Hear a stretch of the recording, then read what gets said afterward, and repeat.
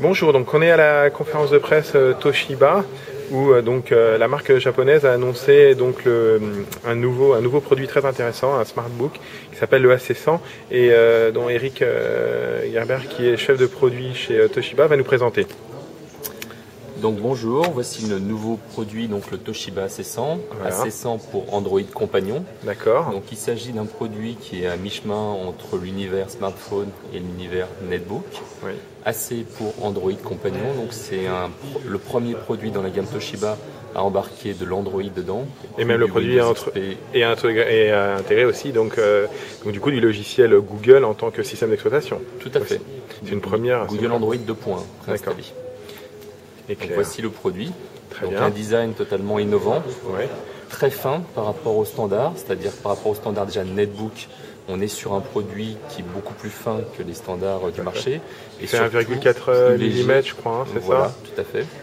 Et au niveau du poids, on est aux alentours de 900 grammes, sachant qu'un netbook classique fait en moyenne 1,3 kg. Et donc pour donner le poids exact, puisque je le connais, c'est 870. Moi j'ai 870, tout à fait. 870, ce qui est vraiment très léger en fait. Tout à fait. Voilà. Et donc ça, le poids, on va dire, c'est obtenu du fait parce que c'est, si on est sur une technologie en fait, smartphone, smartbook, où on n'a pas de ventilateur. Il n'y a pas de ventilateur, il n'y a pas de mécanique à l'intérieur. Oui, c'est un SSD. C'est un disque dur SSD, donc il n'y a aucune mécanique à l'intérieur. Voilà. Ce qui permet aussi d'avoir une autonomie très confortable. Là, on est à plus de 8 heures d'autonomie sur le produit. On a une batterie 3 cellules là. Une batterie 3 cellules, mais comme on utilise des technologies à l'intérieur vraiment basse consommation, la nouvelle technologie Tegra qui nous vient d'NVIDIA, qui est très performante et qui consomme très peu, donc, et l'utilisation du SSD et différentes technologies à l'intérieur nous permettent d'obtenir une autonomie quand même record sur ce genre de produit. On va parler de la connectique rapidement. Donc là, on a un port USB sur la gauche. Tout à fait. À côté, donc un port. Après, c'est l'alimentation. Au milieu, le rond, c'est l'alimentation. Oui, tout à fait, l'alimentation. Et après, on a des ports. C'est Kensington. D'accord, très bien. Après, on va avoir un port HDMI, et ça, c'est la grosse nouveauté. Un port HDMI sur ce genre d'appareil. Si on le compare par rapport à l'univers netbook, on n'a pas ce genre de produit, ou alors sur des produits plutôt de montée en gamme, à plus de 400 € en moyenne. Donc là, l'avantage, c'est grâce à la puce, notamment d'NVIDIA, la Tegra.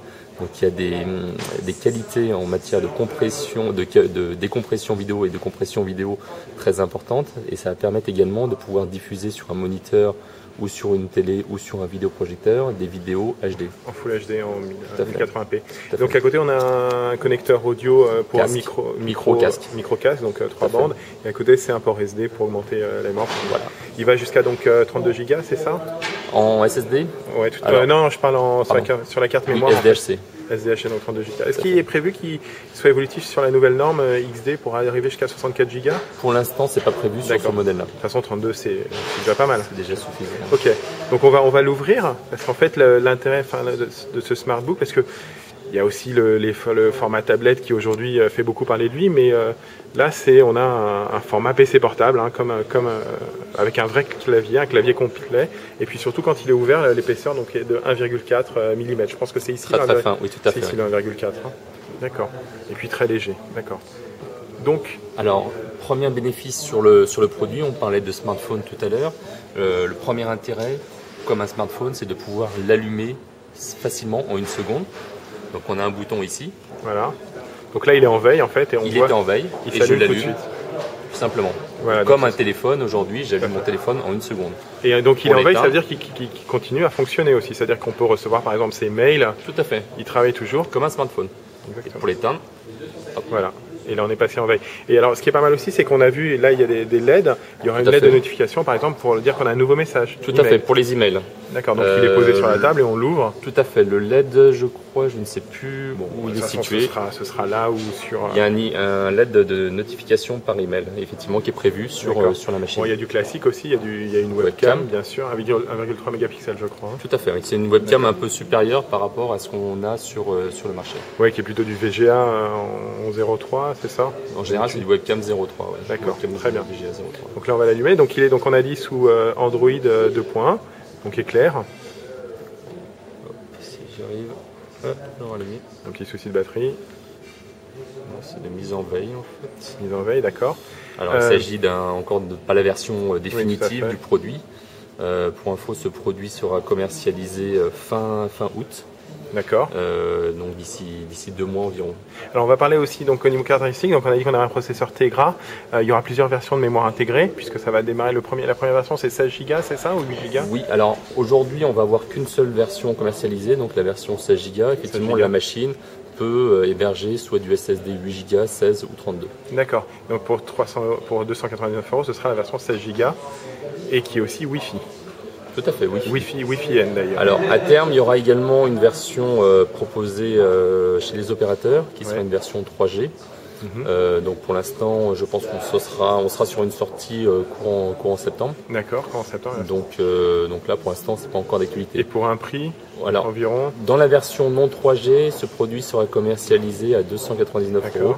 Et avec la 3G conseillé. Avec la 3G, pour l'instant, j'ai pas encore de prix. Moi, j'ai entendu des rumeurs qui disaient plutôt 400 €, donc 100 € de plus. En général, le prix de la 3G est aux alentours de 100 € supplémentaires. Après, vendre de la 3G aujourd'hui chez les distributeurs classiques, ça n'a pas trop de sens. D'accord. Donc là, en fait, on l'a redémarré. Il a été redémarré, mais on a vu que c'était assez rapide. En fait, c'est comme un smartphone. Tout à fait. Voilà. Donc on a dit qu'il avait une interface donc Android 2.1, donc éclair. Tout à fait. Alors juste puisqu'on parle de la version, il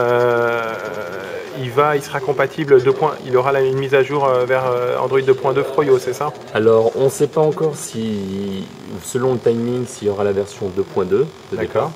En fonction. Mais sinon, elle arrivera après. Sinon, elle arrivera après. De toute façon, vous l'avez prévu. C'est annoncé officiellement, d'accord. Elle est quand même la 2.2, elle sera très intéressante puisqu'elle sera plus rapide.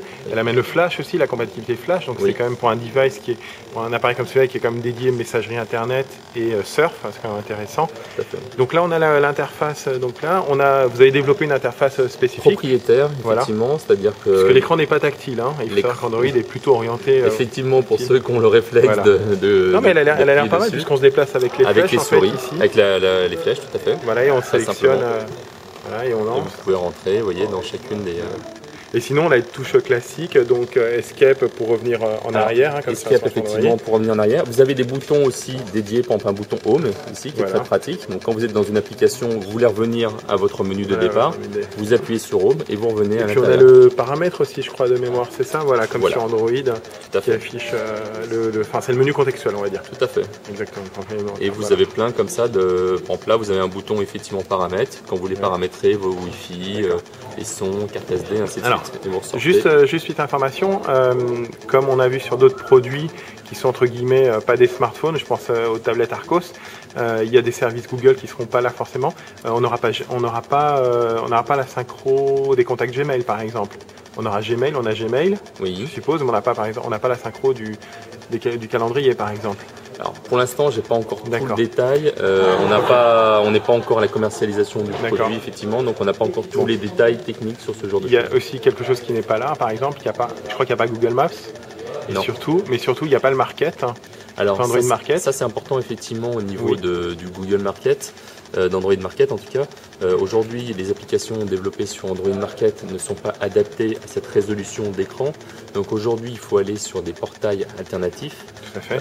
Il en existe 2-3 sur le marché où vous pouvez trouver certaines applications qui sont développées pour cette taille d'écran.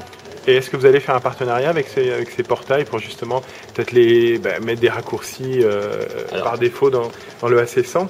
Aujourd'hui, on est en train de réfléchir effectivement à ce genre d'opportunités, mais on n'a pas d'annonce en tout cas particulière là-dessus.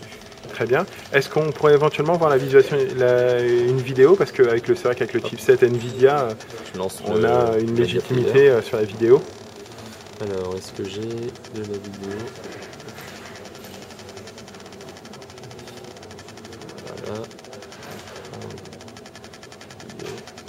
Et puis c'est aussi votre regardez en 2 secondes, vous avez vu comment c'est fluide?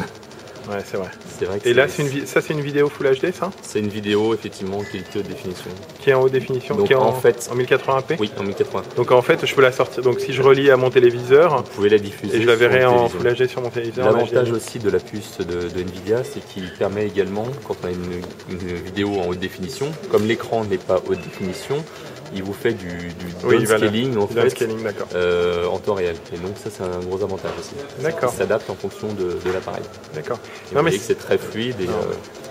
Je comprends, ok, très bien. C'est vrai que quand on a eu les premières informations, la mise en avant vidéo, le partenariat Nvidia n'était pas forcément, ne sortait pas forcément aux yeux. Oui. Maintenant expliqué, ça se comprend. Et non, et puis c'est vrai qu'aussi, vu que c'est une machine et vu que la partie 3G est en option, c'est aussi une machine que vous prédestinez à être diffusée grand public en retail. Oui. Et c'est vrai que la vidéo, son importance est moins professionnelle. C'est quelque chose aussi qui nous permet de nous démarquer par rapport aux standards qu'il y a sur le marché. Aujourd'hui, vous avez des netbooks classiques qui sont uniquement pour l'usage Internet, voire un petit peu de bureautique. Là, on a une machine très complète et qui en plus permet d'avoir, en termes de design, quelque chose de très accessible, très léger et très fin, notamment surtout pour les femmes aussi, d'avoir quelque chose de très mobile. Qui démarre tout de suite. Puis pour ceux qui utilisent un netbook pour faire que de l'internet et de la messagerie, ça n'a pas d'intérêt d'avoir du x86 qui va être très gourmand, qui va imposer un ventilateur, d'avoir une machine beaucoup plus lourde. Autant passer sur ce genre de machine. Il faut prêcher un convaincu. Là. Donc maintenant on a hâte de l'essayer. Donc ça va sortir fin août. On espère pouvoir le tester à ce moment-là. Et au prix de moins de 300 € dans la version non 3G. On le retrouvera à la Fnac, je suppose, chez Darty, chez vos partenaires habituels. On le retrouvera dans les distributeurs classiques. Là, on trouve déjà vos PC portables. D'ailleurs, tiens, une question. C'est vrai que je n'avais pas posé. C'est une machine qui va être au rayon des PC portables, comme les netbooks. Cette machine a de fortes chances d'être positionnée dans le rayon des netbooks. J'ai dire malheureusement, parce qu'effectivement, c'est. Vous auriez aimé qu'elle soit dans quel rayon ? Aujourd'hui, il n'y a pas de rayon. Oui, justement. Le problème, c'est qu'à force de créer nouvelle segmentation de marché, les distributeurs ont un problème de place. On aurait pu la mettre avec les smartphones. Mais là, ça aurait été encore, les gens auraient moins compris. Encore. Alors, on peut très bien le mettre avec les smartphones, mais à condition d'avoir la 3G embarquée dans ces cas-là.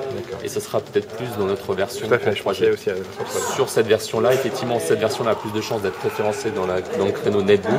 Et les produits 3G seront peut-être plus dans le rayon smartphone. Très bien.